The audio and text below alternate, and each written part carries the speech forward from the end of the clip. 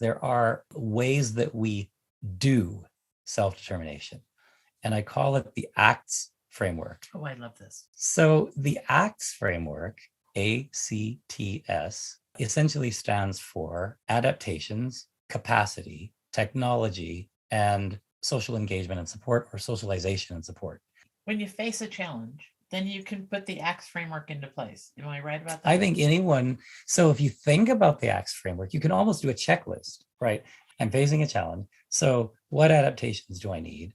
What capacities do I need to bring to bear on this challenge? If I don't have them, either I need to build them or I access support from someone who has them, and or technology. So what technology might be available or useful to help address a particular kind of challenge?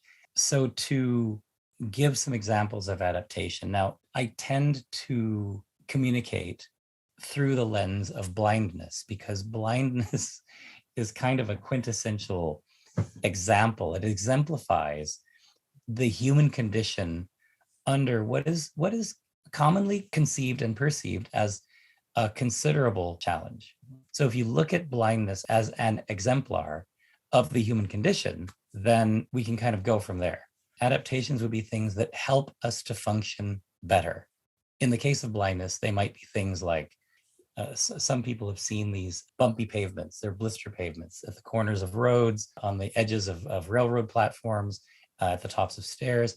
Basically, those things are environmental adaptations that help a blind person to know that there is a surface change coming, or that you're about to walk into a road or a trafficked area.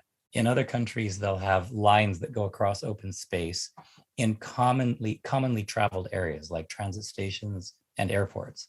So they're designed to help a blind person move across open space and know where they're going. Now we come to capacity. We're talking about personal competence, capability. What are your skills? What are your abilities as a person? And they may be physical abilities, strength, endurance, health, speed. They may be mental abilities. You know, there are multiple, at least 7 different kinds of intelligence that people bring with them. They may be skills. Echolocation, for example, is a capacity. I use the term capacity because it tends to be a jargon term in special education. I work in special education, and we talk a lot about capacity. So that's why I use the term, but we're really talking about personal competence, learning skills, developing, refining, honing personal abilities.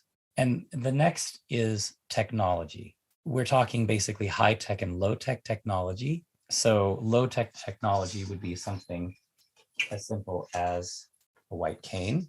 This is a folding cane. I will unfold it, but you won't be able to see the whole thing. One of my claims to fame or claims to infamy is that I regard the cane, the simple white stick that a blind person uses, very differently than is conventionally regarded. So the tip that is often distributed for blind people is this rollerball tip.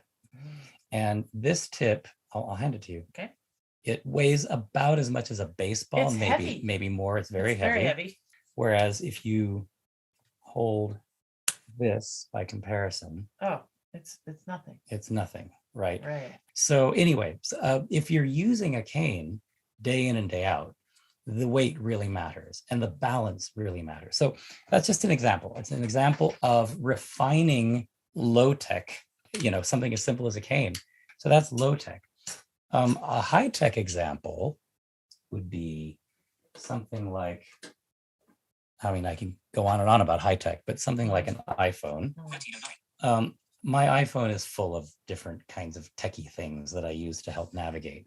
One is Open Compass. 240 compass, 242 Okay, degrees. make sure this is SW, calibrated. 245 degrees. SW. Anytime you move, you have to orient.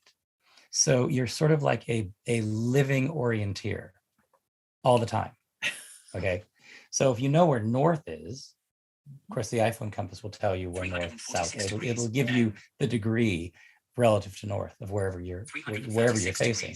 Daniel travels the world all by himself. And I don't know. I think most of us think that blind folks have to be on somebody's arm, don't we? Well, I mean, look, a blind person is going to use support as a you know, the S in acts is support. So support certainly factors into the self-determination for all of us. I mean, there aren't many people who never use support Okay. of some form or other. Yeah. Okay. Even if you have your sight. Even if you have Yes, your we need everything, support, right. you need some, you know, people need support for things. Yeah. A blind person is going to need support for what I call visual interpretation. So a blind person may access interpreters of the visual environment in much the same way that a deaf person accesses, Yes. right, Yeah. interpreters of the social environment. Helen Keller said, deafness separates you from people, blindness separates you from things. Well, Helen Keller would know both. She was deaf-blind. So what we're talking about with the ACTS framework is how a blind person reconnects with things. And support is one of those ways of doing it. However, you don't always have support.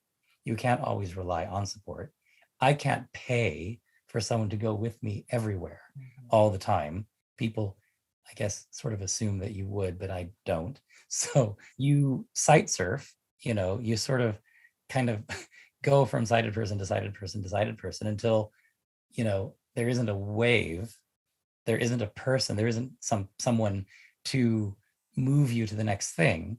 So now it becomes, what do? It's technology, it's capacity, it's adaptations to make sure you aren't left stranded. There is quite possibly, quite probably, quite certainly no human on this planet who doesn't face challenges or who hasn't at some point in their lives faced challenges. So Helen Keller provides us with an insight into this. So Helen Keller could not see, could not hear, arguably one of the most dependent people, and yet also one of the most self-determined people, and one of the one of history's most highest achieving people. And she tells us that, as she puts it, I cannot do everything, but I can do something.